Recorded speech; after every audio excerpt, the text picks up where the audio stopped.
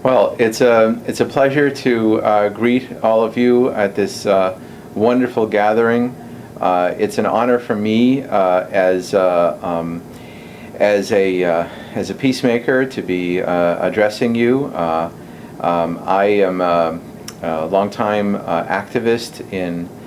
peacemaking in many parts of the world with a focus on religion and peacemaking, and I've focused my scholarship on that as well.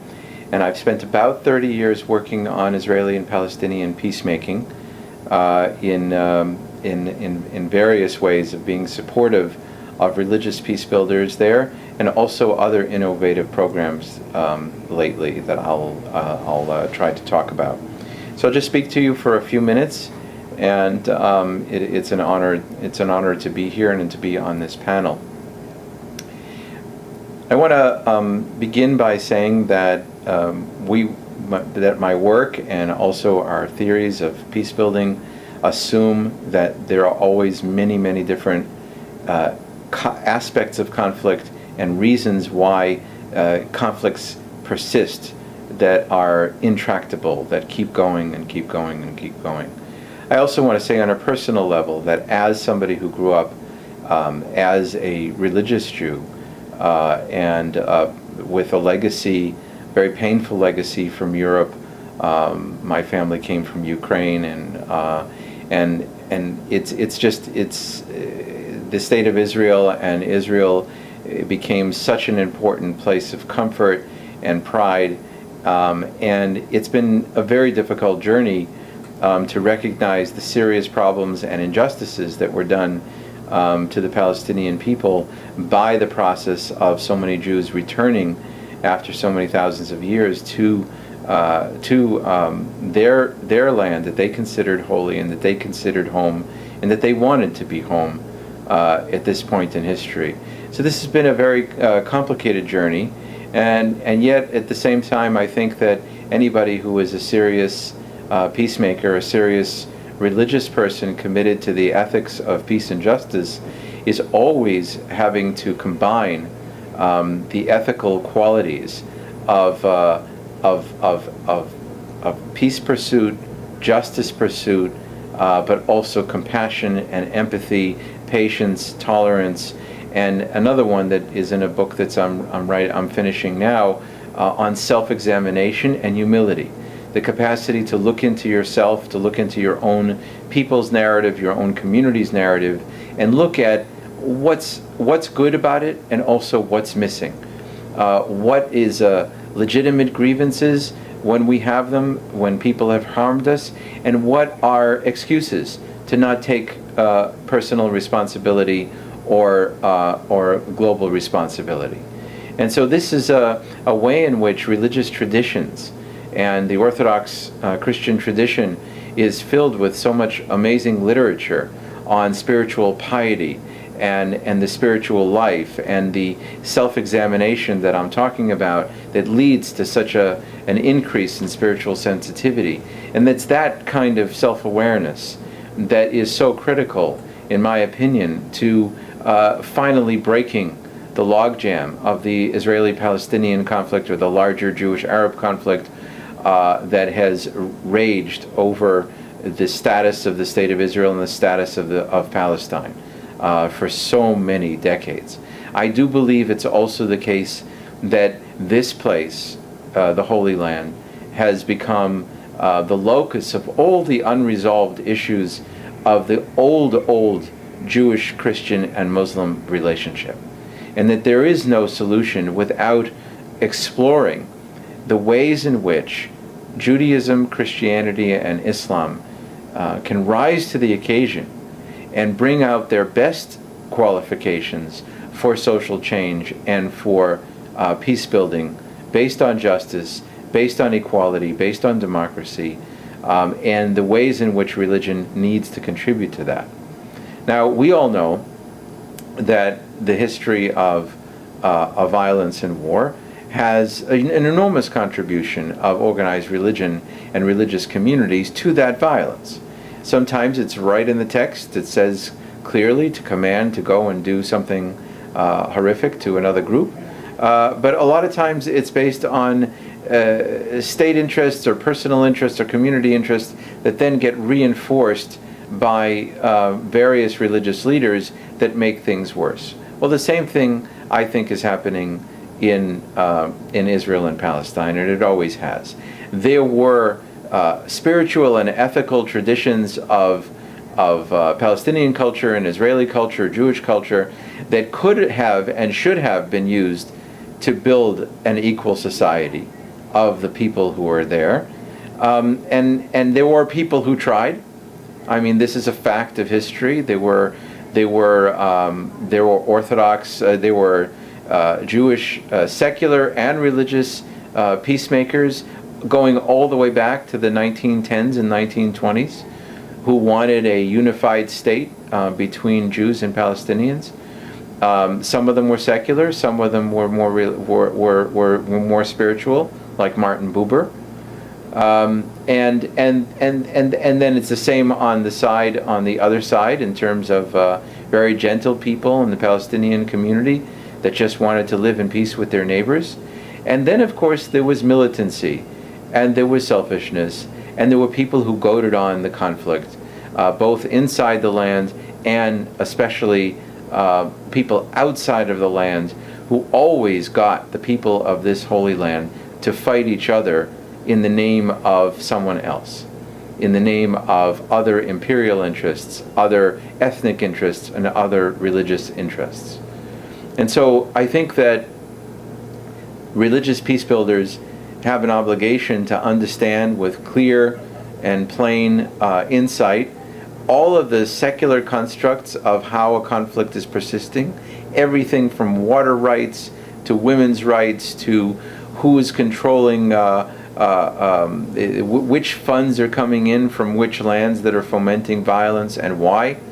all the way to understanding the United States Congress and how it's pushed to make decisions by various interests, and many things, all the way to who funds terrorist groups and why. All of these things need to be understood in a sober way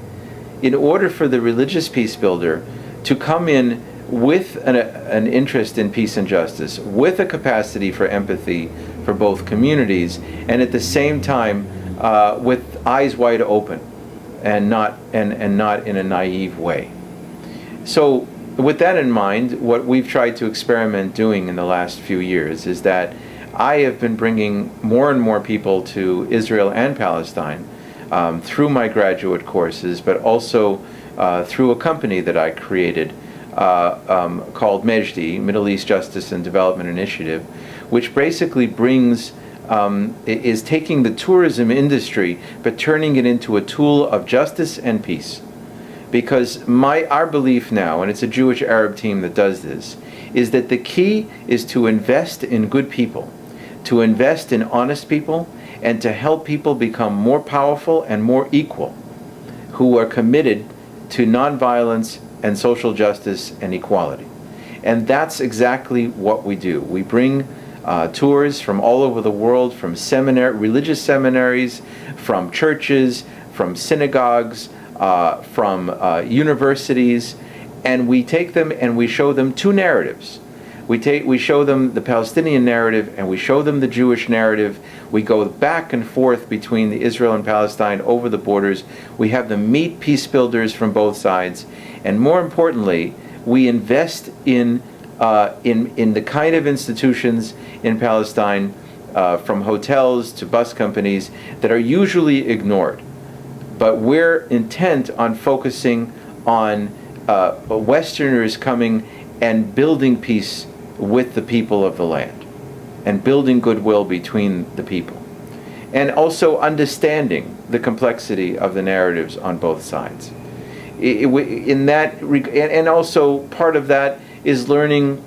and sharing on effective forms of resistance to injustice. We've come in recent years, especially since the Arab Spring, but in much of my life I was deeply influenced by Martin Luther King and Mahatma Gandhi.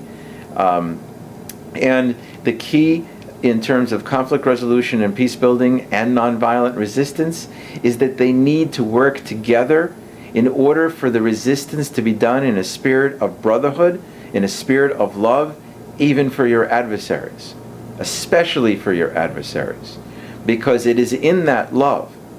and in that commitment of goodwill and in the achievable goals and solidarity that you create through nonviolent resistance that you can achieve a transformation in the hearts of the people who have power. And they have power to do good, and they have power to be enormously destructive. And we specifically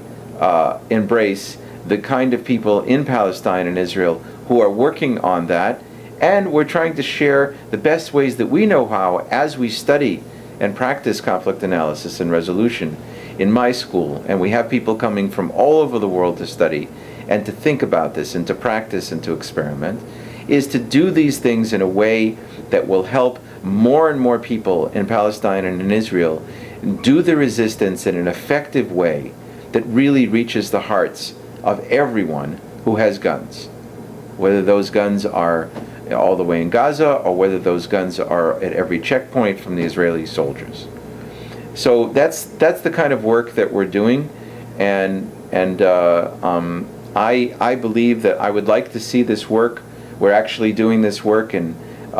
moving beyond Israel and Palestine to Egypt and to Indonesia and to other places, that we can bring people who can embrace the peoples of the land, invest in good people, and help build a world of democracy and multiple narratives that are equal. And that's the kind of work that I think is going to be the most effective now. As far as the hermeneutics and the interpretive capacity of the religious traditions, I think that the most important thing